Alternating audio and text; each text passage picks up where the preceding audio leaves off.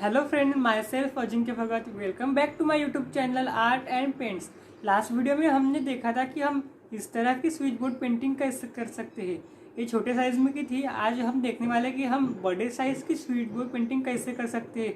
इसके लिए हमें कुछ पोस्टर कलर्स और कुछ ब्रशेस और कलर मिक्सिंग डिश और फेविकॉल की आवश्यकता पड़ने वाली है।